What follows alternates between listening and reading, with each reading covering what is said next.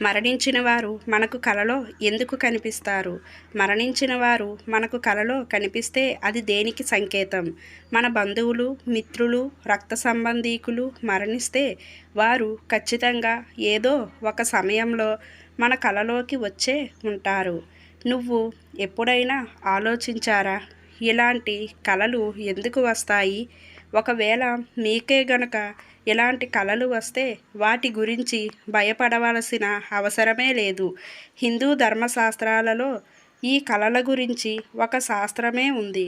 అదే స్వప్న శాస్త్రం. ఇందులో ప్రతి స్వప్నానికి సంబంధించిన పూర్తి జ్ఞానం లభిస్తుంది. ఈరోజు మనం మరణించిన వారు మన కలలో కనబడితే ఏం జరుగుతుందో తెలుసుకుందాం. దయచేసి వీడియోను పూర్తిగా చూడండి. అలాగే వీడియోను లైక్ చేయడం మాత్రం మర్చిపోవద్దు. స్వప్న శాస్త్రంలో ప్రతి స్వప్నానికి ఒక విశేషం ఉంటుంది. అది మనకు భవిష్యత్తులో ఏం జరగబోతుందో చెప్పగలుగుతుంది.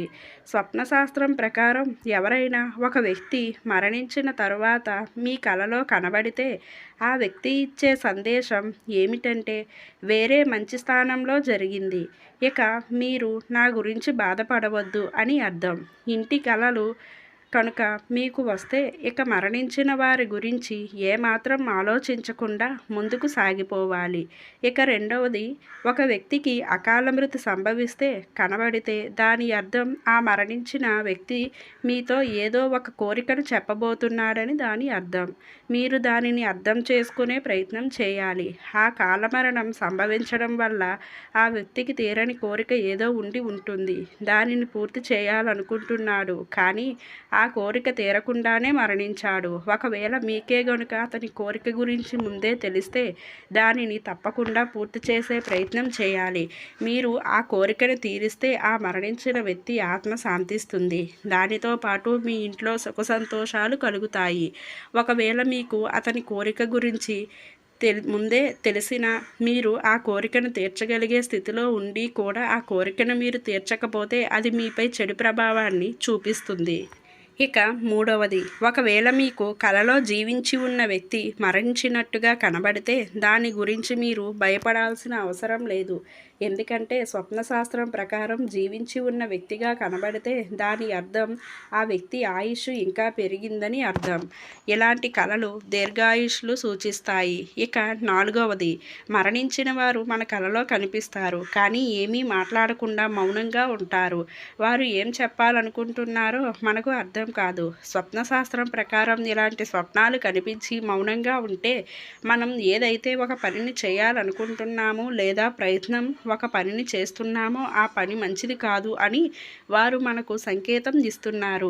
మనం వెంటనే ఆ పనిని ఆపేయాలి. ఒకవేళ మరణించిన వారు కలలో కనిపించి మౌనంగా ఉంటూనే మనల్ని ఆశీర్వదించి వెళ్ళిపోతే దీనికి సంకేతం మనం ఏదైతే పనిని చేస్తున్నామో అనుకున్నామో లేదా ఆ పని గురించి ఆలోచిస్తున్నామో ఆ పనిలో మీకు 100% శుభం కలుగుతుందని, ఆ పనిని మీరు చేయవచ్చు అని దానికి అర్థం.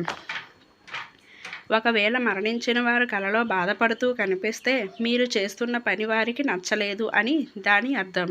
మీరు వెంటనే ఆ పనిని మానుకోవాలి, లేదంటే అది మీకు అశుభాన్ని చేస్తుంది.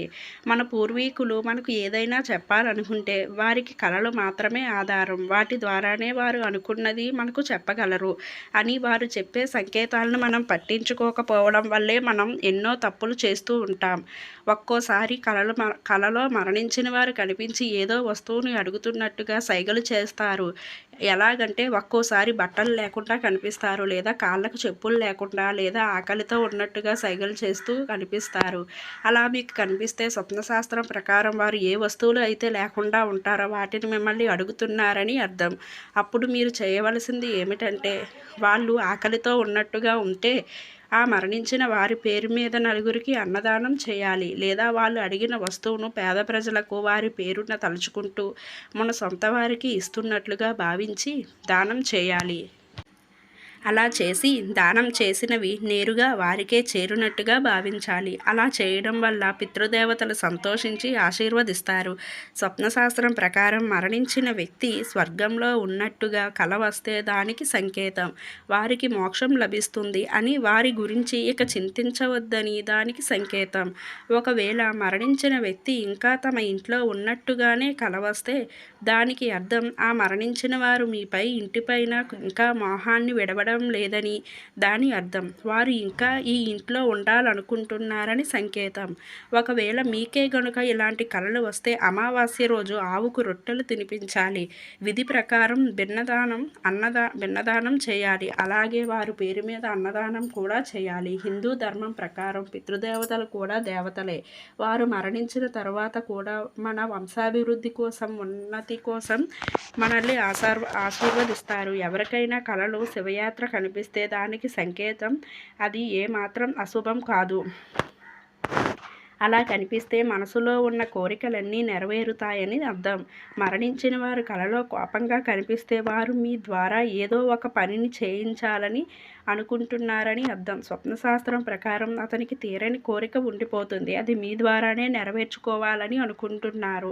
ఒకవేళ మీకు అది తెలిస్తే నెరవేర్చాలి. ఎవరైనా మరణించిన వ్యక్తి కలలో నవ్వుతూ కనిపిస్తే మీకు రాబోయే రోజులు చాలా సంతోషంగా కలిగిస్తాయని దాని అర్థం. అది మీ వల్లే. అదే వ్యక్తి ఏడుస్తూ కనిపించినా అది కూడా సూచకమే.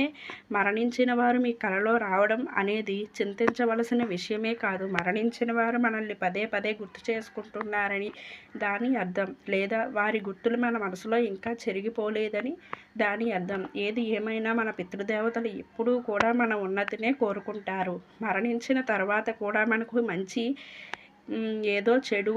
ఏదో చెప్పే ప్రయత్నం చేస్తారు కదా. మీకు కనుక ఈ వీడియో నచ్చితే జై శ్రీకృష్ణ అని కామెంట్ చేయండి. ఇలాంటి మరిన్ని వీడియోస్ కోసం మన ఛానల్ని ఇప్పుడే సబ్స్క్రైబ్ చేసుకోండి. పక్కనే ఉన్నటువంటి బెల్ ఐకాన్ని ప్రెస్ చేయండి. లైక్ చేయండి, షేర్ చేయండి. జై శ్రీకృష్ణ.